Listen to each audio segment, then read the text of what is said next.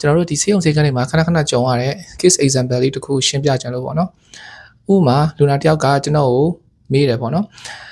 သူကဒီသွေးတိုးယောဂရှိတာကြာပြီနှလုံးလည်းကြီးနေတယ်ဒါကြောင့်မလို့သူ့ကိုဒီနှလုံးဆရာဝန်ကဒီဆေးတွေပေးထားတယ်ပေါ့နော်အဲ့တော့ဘာဆေးတွေပေးထားလဲဆိုတော့နံပါတ်1ကPerindoprase ဆိုတဲ့ဆေးကိုပေးထားတယ် Perindoprase ဆိုတာသွေးကြဆေးပေါ့နော်နောက်တစ်ခုကကြတော့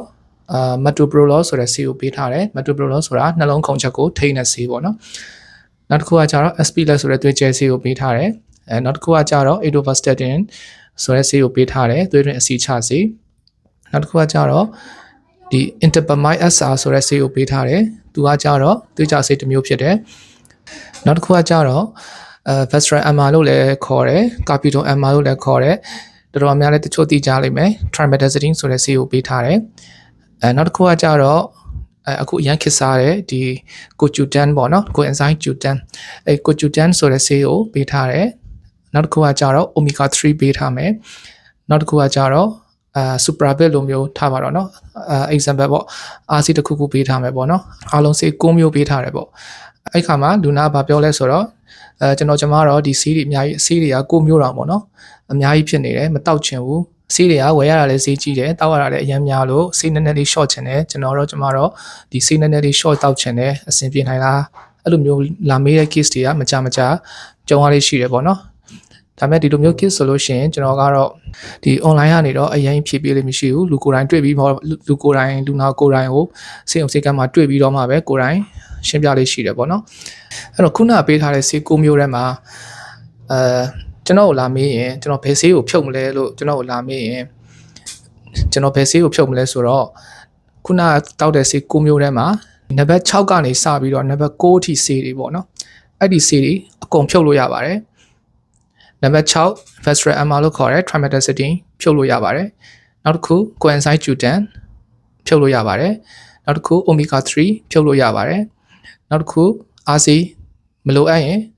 မတောက်ချင်ဘူးဆိုရင်ဖြုတ်လို့ရတဲ့ဆေးထဲမှာပါပါတယ်အပေါ်ကဆေး5မျိုးကတော့လုံးဝမတောက်မနေတောက်ကိုတောက်ရမယ့်ဆေးထဲမှာပါပါတယ်အဲ့တော့ကျွန်တော်ကိုမေးစရာတော့ရှိတယ်ပေါ့နော်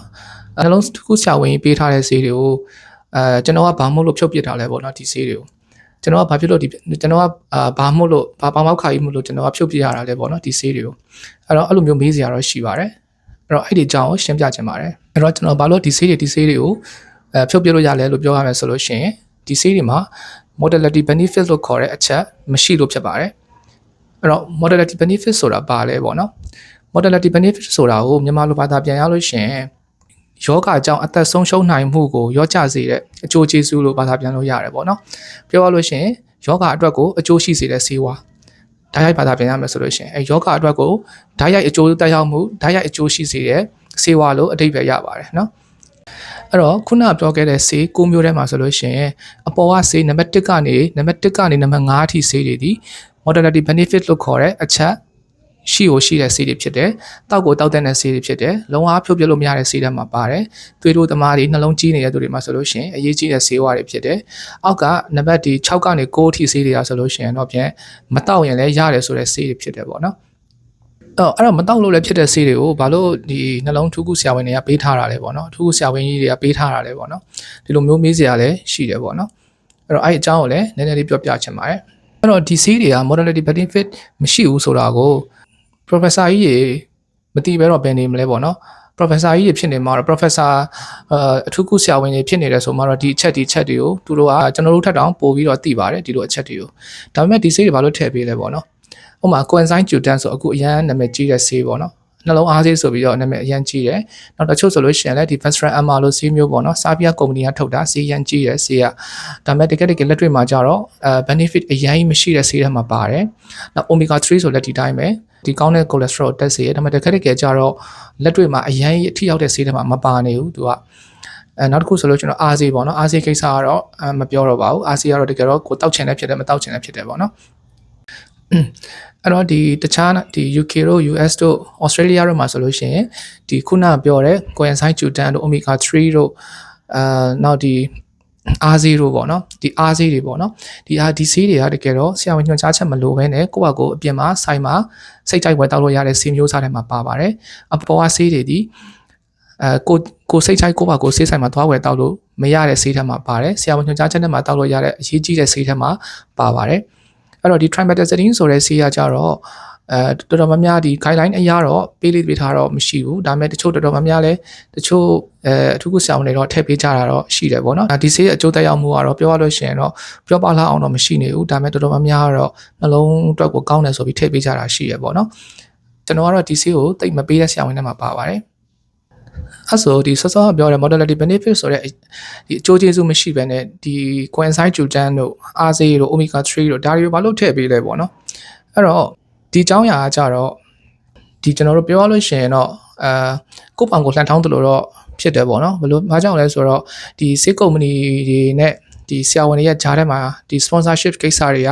အများကြီးရှိနေတယ်လူတိုင်းဟိုတော့မဆိုလို့တချို့တွေမှာ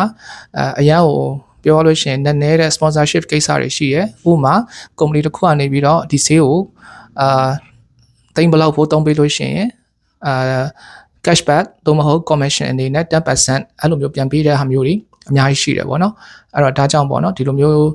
ဒီအရေးကြီးတဲ့ဒီလိုမျိုးဒီဆေးတောက်နေတဲ့လူတွေမှာဆိုလို့ရှိရင်များသောအားဖြင့်ကြည့်လိုက်လို့ရှိရင်တကယ်အရေးကြီးတဲ့ဆေးကဥပမာကျွန်တော်တို့ဒီဆေးမျိုးလောက်တောက်နေတယ်ဆိုလို့ရှိရင်ဒီတိတ်ပြီးတော့အသုံးမလိုဘဲနဲ့အားဆေးအနေနဲ့ဖြစ်ဆွဲစာသဘောမျိုးပေးထားတဲ့ဆေးတွေဒီအနည်းဆုံး3-4မျိုးပါနေတတ်တာကိုတော်တော်များတွေ့ပူးကြလိမ့်မယ်ကျွန်တော်တို့ဆိုလည်းအများတန်းဒီဆေးခန်းလာလို့ရှိရင်အများတန်းတွေ့ကြုံနေရတယ်ပေါ့နော်ဒါမျိုးတွေကအဲ့တော့ဒီလိုမျိုးအားဆေးတွေကို sponsorship ယူပြီးတော့အဲ့လိုမျိုးဂျားညက်ပြီးတော့ပေးထားရှိကြတယ်ပေါ့နော်ဒါကတော့ဒီလိုဒါကတော့ဒီ kit ချိန်တွေရမြန်မာနိုင်ငံရဲ့ kit ချိန်တွေရနောက်တချို့ဒီ ထိုင်းရဆိုလို့ရှိရင်လည်းအဲ့လိုမျိုးပေးတာတွေတွေ့တယ်ထိုင်းမှာတပ်ပြတယ်တို့အားဆေးအများကြီးထည့်ပေးလိုက်တယ်အဲ့လိုမျိုးတွေလည်းတွေ့ဘူးတယ်ပေါ့နော်ဒါကတော့ဒီလို kit ကြီးမှာဆိုလို့ရှိရင်ဟိုအရင်မထူးဆန်းတဲ့ကိစ္စလို့တော့ဖြစ်နေပြီပေါ့နော်အဲ့တော့ကျွန်တော်တို့ကတော့ဒီပြည်သက်သူကျန်းမာရေးဆရာဝန်တယောက်အနေနဲ့နောက်တော့အပြင်လူနာကbudget တွေစေးဖို့တွေကုန်ကြများလာပြီဆိုလို့ရှိရင်ဒီလိုဆေးတွေကိုဖြုတ်ပြလေးရှိတယ်ပေါ့နော်ဒီလိုဆေးတွေကိုဆက်မတောက်ခိုင်းဘူးမဖြစ်မနေတောက်ဖို့လိုတယ်ဆိုတော့ဆေးအဲ့ဒီအဓိကလိုအပ်တဲ့ဆေးတွေမှာတော့ budget ကိုသုံးခိုင်းပါတယ်အဲ့တော့ဒီနေ့ sharing လုပ်ပေးခြင်းတဲ့အကြောင်းလေးကတော့ဒီလောက်ပါပဲဆေးတွေမှာ modality benefit လို့ခေါ်တဲ့ဒီယောဂအတွက်တကယ်ကိုအကျိုးရှိစေတဲ့ဆေးဆိုတာရှိတယ်ဒီဆေးတွေဒီဖြုတ်ပြလို့မရဘူးအဲ့တော့ဆေးတောက်ရတာတိတ်များနေတယ်ပတ်စံတွေလည်းအရန်ကုန်ကြနေတယ်ဆိုလို့ရှိရင်စောစောကလိုမျိုး omega 3တို့ CoQ10 တို့ RZ တို့နော်နောက်တချို့ 5010 တို့เนาะဒီလိုမျိုးဆေးတွေကိုဒီ B1 စစ်တွဲပေါ့နော်ဒီလိုမျိုးဆေးတွေကိုဖြုတ်ပြလို့ရပါတယ်ဒီနေ့ဗီဒီယိုလေးကတော့ဒီလောက်ပါပဲကြည့်ရှုပေးတဲ့အတွက်ကျေးဇူးတင်ပါတယ်နောက်ဗီဒီယိုတွေကြားလို့ရှိရင်ပြန်တွေ့ပါအောင်မယ်